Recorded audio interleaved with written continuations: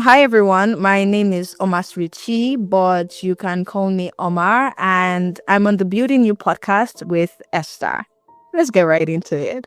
In today's conversation, we're going to learn the art of not pleasing people. How to say no in your career, how to say no as a creative, how to say no as a person. What are its consequences and what are the things you can just live with even when you say no? We're having this conversation with Omar, and let's get to know who Omar is. Omar is a UGC creator. She does lifestyle and fashion content, and she's also a social media manager who works with brands to create content that actually connects and converts. She's also a voiceover artist and she hosts events part-time. And here's the thing about being a creative building in Nigeria. You are constantly navigating people's expectations, be it brands, be it followers, be it even your people at home. And they don't get why you cannot say yes if you are looking for an opportunity. Oma has had to learn how to set boundaries, choose herself, and build her craft and say no, even though it requires burning a few bridges. And so let's talk with Omar today. Why do you think people struggle so much with letting people down? To be honest, right,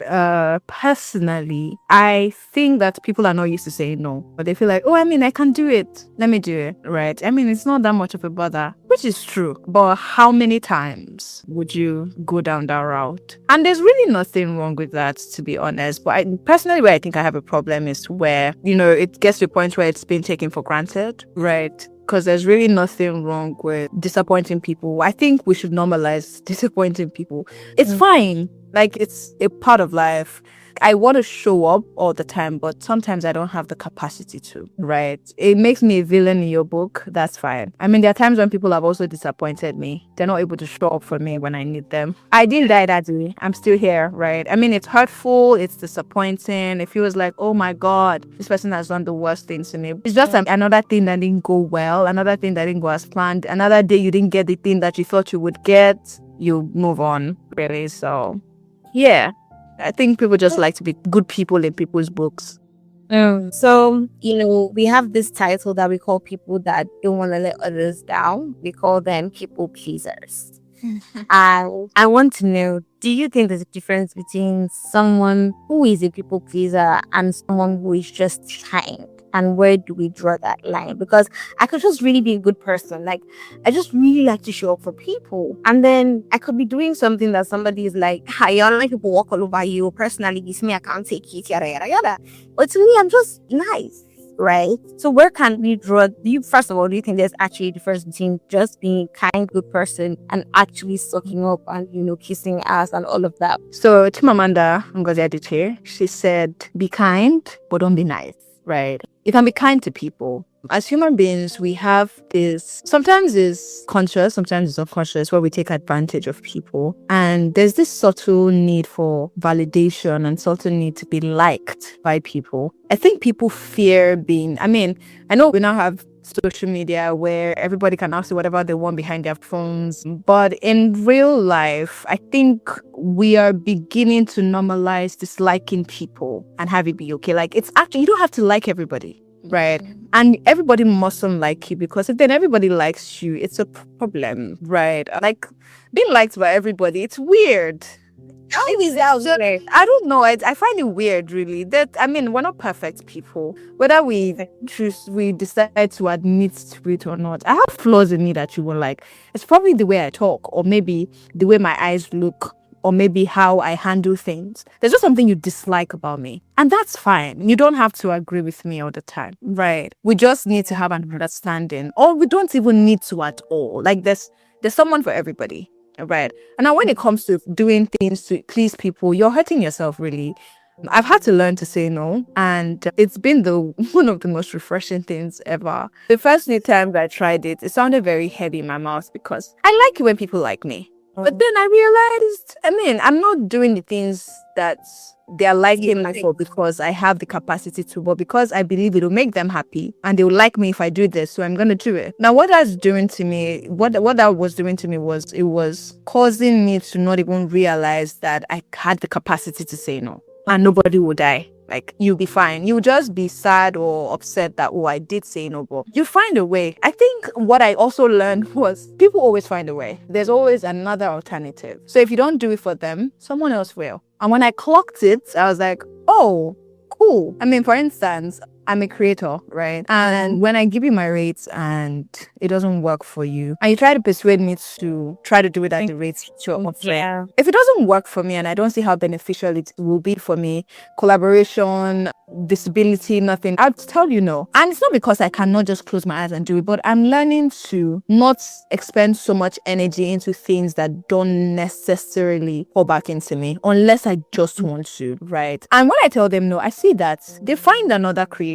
They're able to do it with someone else. Or a better instance is this: when someone tries to reach out to me for a free gig, or they like, maybe someone I know you know how to do this, please could you help me do this? And if I say no, and they'd be like, oh, I'm like, yeah, I have a busy schedule, they end up paying someone else to get the job done. I mean, knowing that you're just part of the options, it's just what it is. And it's not hurtful really, because I've had to learn to accept that it's what it is. So why do I have to constantly feel the need to want to be the good person in everybody's book? Because I mean, it's just really nice when people like me. I had to tell myself it's okay if people don't like you. I mean, it's good to have your people, have your community that understand you and know how you operate. But if you're looking to be liked by everyone, like you're constantly doing things so that people can like you, then it's a problem. That's you seeking validation. That's you pleasing everybody else but yourself. That's you doing things that don't feel true. Because if you were going to be real with yourself, some of the things that you're doing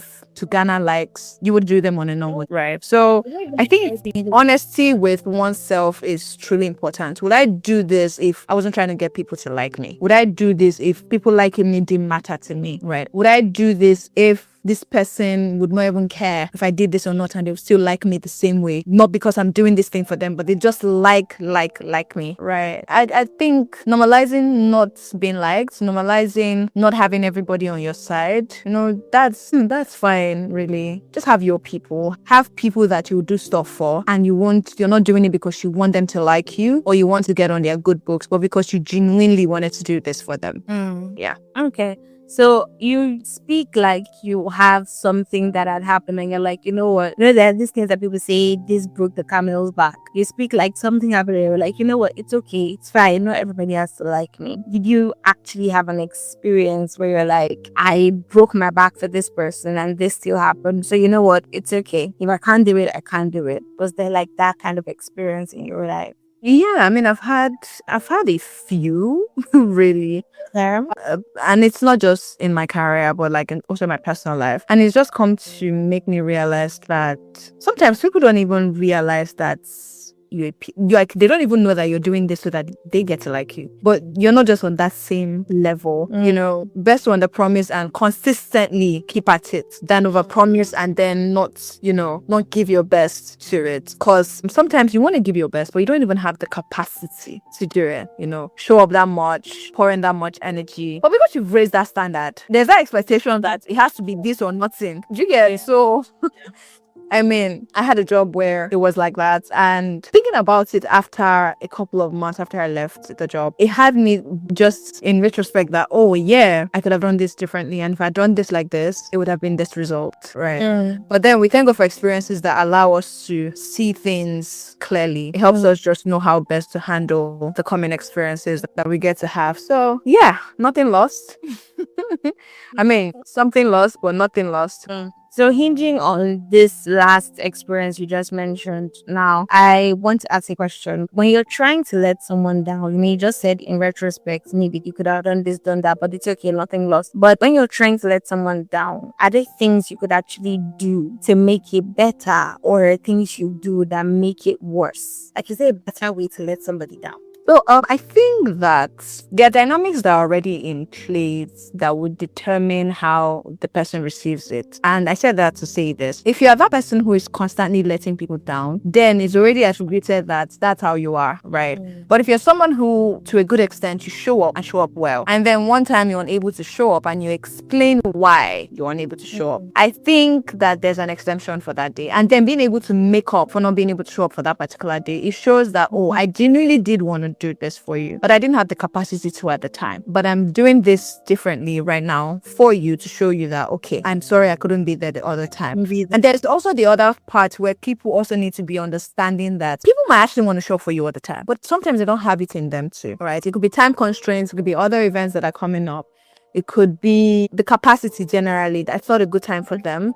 And I also think having less expectations of people, unless, and let me take this a bit away from my career as a creator. Let's say friends, right? Relationships, giving grace to people, just having that grace bank, right? Where you just give grace to the people in your lives, right? You don't want to be that person who constantly disappoints people, because however you treat me is exactly how I'm going to treat you. Yeah. However you treat me is a reflection of how you see me. So I'm not going to give you 100 when you give me 20. Constantly give me 20, right? I don't think it's fair to me. I've tried unconditional love and it wasn't reciprocal, and I see what it did to me. So if I'm going to give you a 100, I need to know that to a good extent you give me an 80 or even that 100, right? Because I'm sure of what I can do for you, right? When I have the capacity, even when I don't have the capacity to. And I need to know that, because no matter how many times I try to be that person who always shows up, there are times when I will need you to show up for me even without me asking. And I need to know that you will do it for me, right? And you can do it without even thinking twice. Yeah. I think I want to digress a bit and ask a non-relatable question to the topic. You know that thing where you were like, if I'm someone that keeps showing up and I don't for a minute, there should be that grace. I don't know if you've been in situations where that grace is not given and you've thought to yourself, like, why wasn't it given? Like, for instance, I'm consistently supporting you, right? And for some reason, I couldn't at this time. And then that was the one time you chose to say, oh, this girl doesn't like me, this person, yada. Why does that happen? Now, because they don't like you. Because they don't like you. And I think people who don't like you, sometimes because of how good you are to them, it covers the fact that they don't like you to them, right? So it takes you to do one thing that is quote unquote unfair to them, but them to now realize that, oh, she had the mind to do this, you know. And when I say people don't like you, I think they take it very deeply. Like, you don't actually like me as a person, because if I like you as an individual, if I have to like you first before we're friends, I have to like you first before we have a relationship, right? I have to like the person before we build an interaction. If I don't like you, I don't think we can cultivate anything, right? So my kindness and goodness to you is because I like you. I was thinking about this the other day, and I saw some people on the roadside, and there was this compassion. I'm like, oh, I was moved to, do something for them. And I was like, oh, in that same vein, I know that I also do stuff for my friends. But then I also reminded myself that, oh, I actually do like these people special because I go the extra mile for them. Right. And if, like you asked, if one day I'm unable to, then I don't think they're my friends. I need you to be able to know what I'm capable of, because you guys are a reflection of me, and so am I a reflection of them, right? So if you cannot give me grace and you hold on to it, then it's concerning, because it just goes to show where your heart is at when it comes to me, and even you as a person, right? So I don't take those things lightly at all. And if what I've done is not like something that deserves to, and I'm not, it's not even me invalidating how this person, how you feel. Yeah. It's more like I extend grace to you because I expect it would be extended to me. I don't want us to forget that before anything else, I'm first a human being who is very flawed. I'm trying my best to be the best version of myself. And there are times when I will not be at 100. Yeah. And you know this. I'm sure you do, because that's how we're friends in the first place. And then when I'm unable to show up for you like you would like, you hold on to it. Now, getting upset, it's fine. But holding on to it for a long time is where the problem is. I'm very big on, if you're upset about something, if I do something to you that is unfair in your books, please, by all means, speak about it. Let's talk about it and keep it moving, because if you hold on to it, it steals time, right? You are stealing moments from both of us. What you should have probably talked to me about, you hold on to it and you're not speaking 1 day, 2 days, 3, 4, 5. Boring stuff. But yeah, if you never speak about it, then I don't think you like me. I don't think you respect what we have. I don't think I matter to you. And yeah, that's about it. Really. Okay, so I know you're enjoying the episode, but give me 2 minutes of your time. Be sure to like this video if you're listening on Spotify, Apple, or YouTube. Be sure to comment if you're on YouTube or Apple, and be sure to give a rating if you're on Spotify or Apple. And don't forget to leave all your comments on YouTube and on our Instagram. We will be watching. I know you're enjoying this episode, so I'm gonna let you get right back into it. Thank you. Now let's talk a bit about like career-wise when it comes to letting people down. I think you were speaking about if you couldn't add another gig to the table, you give a discount the next time. How do you set boundaries, when working with people and clients respect it, especially in Nigeria where you are looking for money? So as a creator, the creator world is very interesting. You want to stay relevant. At the same time, you want to stay at the top of your game. Building a craft is a lot of work. We're gifted differently, but I remind myself that the gift that I have, other people still have it. So how do I make mine exceptional, right?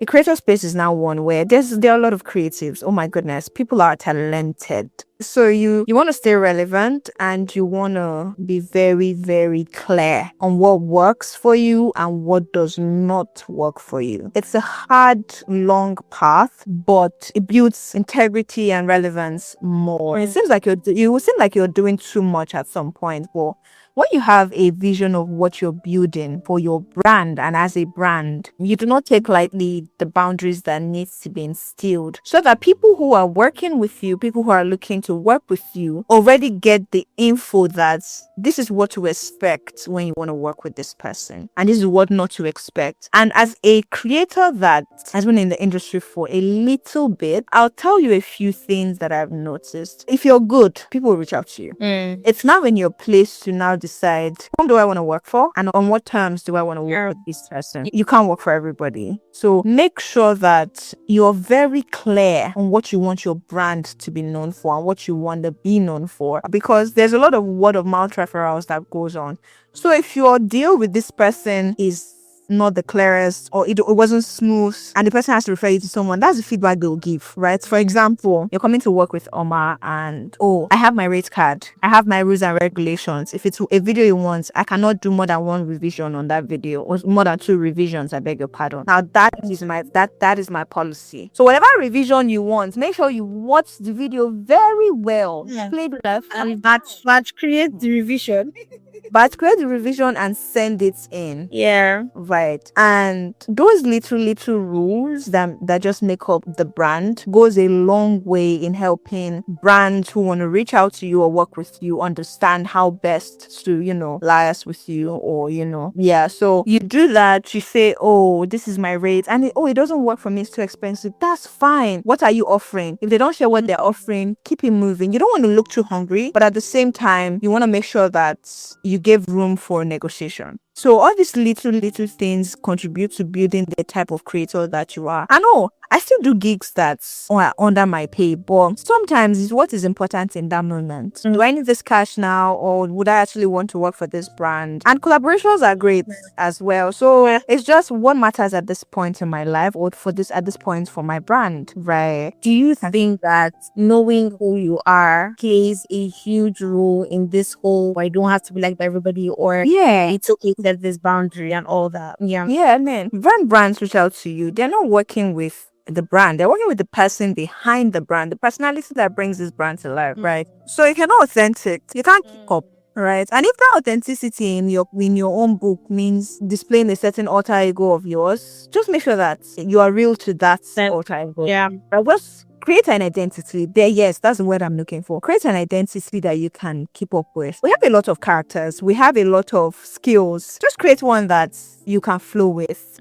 Just create one you can flow with, really. Right. The brands are interested in the identity that is behind this brand, that has a community, that has followers, that has engagement. Right. Because without the personality, without the identity, there is no brand. Yeah. Okay. Thank you, Omar. So let's say there's an Amanda or a Femi listening to this episode and they need to make a decision that they know is gonna hurt someone, or they're not sure if it's the right one, be it in a relationship, career, or what's not, but they need to make that decision, and in the end it is going to hurt somebody and they don't want to feel bad that they have to hurt this person. What would you tell that Amanda or that Femi? Before we even ask the opinion of someone, we already know what we're about to do, and that's why the gift of the Holy Spirit is one that I will forever brag about. It helps us have the spirit of discernment. What is right? What is wrong? And again, for everything that we're about to do, we already know the answers. For every time someone says, oh, take this, or come and do something for me, we already know when it doesn't sit well in our spirits. For any other validation you are seeking from anybody else in terms of questions,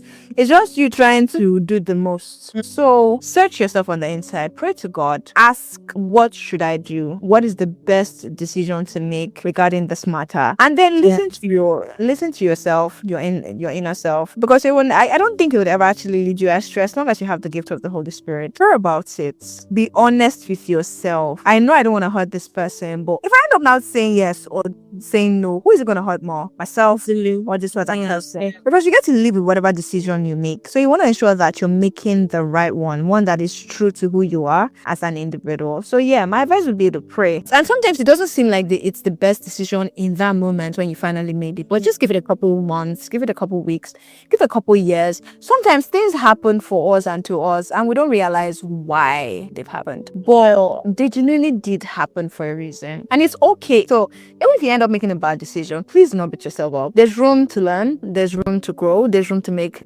another good decision, but just make sure that you seek the guidance of the Holy Spirit before you make that decision. That's it. Thank you so much, Omar. It's been an amazing time with you today. Thank you, my pastor. So, do you have any questions for me before we wrap up? Okay, what is your favorite thing about your podcast? I think season 1 for me, I was testing the waters with, is this something I like? Is this something I want to do? I'm a standard yapper, but knowing that it may not be something that becomes viral or all of that, but like I liked it.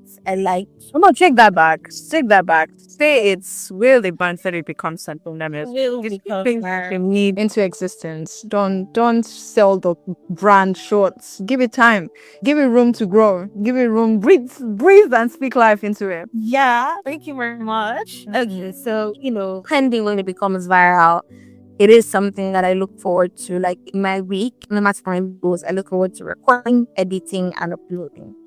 So the favorite thing is that it just gives me that release. And now season 2, bringing in people to actually have the conversations. That was the vision. And so it just feels like you're finally doing something for yourself. That's really my podcast. Beautiful. Well done. It's really great to be on here. Thank you, Omar.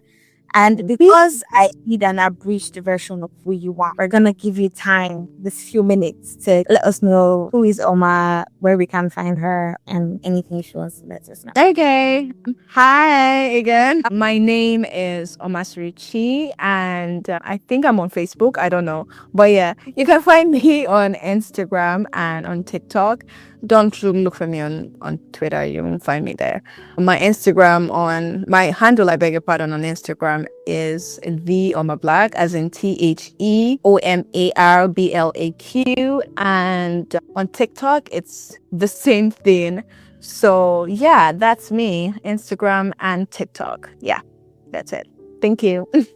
Thank you so much, Omar. So please, let's follow Omar. Let's support Omar. I promise you, if you're into fashion, I know Omar does not want to define the brand, but for now, if you're into fashion, I promise you're going to find a piece you love on Omar's page. That's for sure.